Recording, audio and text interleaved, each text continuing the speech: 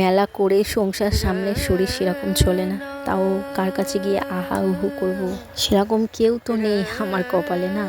সব থাকতেও আজ আমি নিঃস্ব। কিন্তু বর আমার ভালো, হ্যাঁ বকাঝোকা করে, ঝগড়া অশান্তি হয়, তবুও তো এটা আমার সংসার না, এটাকে আমি অনেক বুক দিয়ে আগলে রেখেছি জানো। তো আজকে রেশন দিচ্ছে, আমি রেশনে যাব, তার আগে দেখো কত বের হয়েছে। মেলা করে শরীর তো একদমই টানছে না, কিন্তু কি করব, সংসারে পড়েছি ভাই, সংসার করতেই হবে।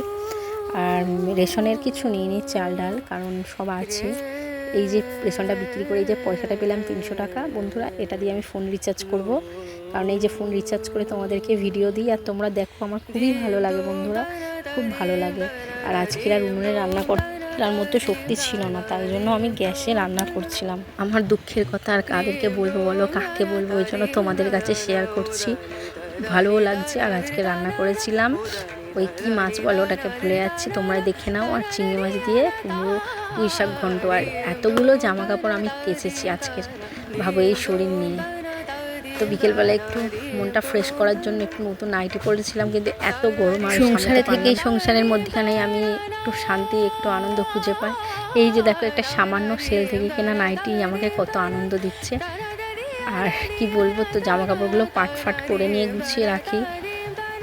আর এই কুর্তিগুলোও আমার অনেক স্মৃতি জানো তো, এগুলো ওই জন্য আমি ফেলতে পারি না, একদম পাতলা হয়ে গেছে।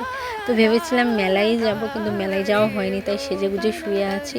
আর মেয়ে বলছে খিদে পেয়েছে খিদে পেয়েছে, ওই জন্য তাড়াতাড়ি করে গ্যাসে ভাত বসিয়ে দিলাম। কারণ বাচ্চার খিদে পাচ্ছে মানে ভাবতে হবে, কারণ আমার নয় কেউ নেই, বাট আমার মেয়ের কি কেউ নেই। তো এবারে শুয়ে পড়েছি, দেখো বিছানায় ওই কাপড়টা পেতে। আর জামা কাপড় পাট করেছি ঠিকই, কিন্তু আলমারিতে রাখা হয়নি, দেখো সব ওখানে রয়েছে। আর ট্রাইপডটাকে আমি কি বানিয়েছি দেখো। তো যাই হোক, গুড নাইট, তোমরা ভালো থেকো।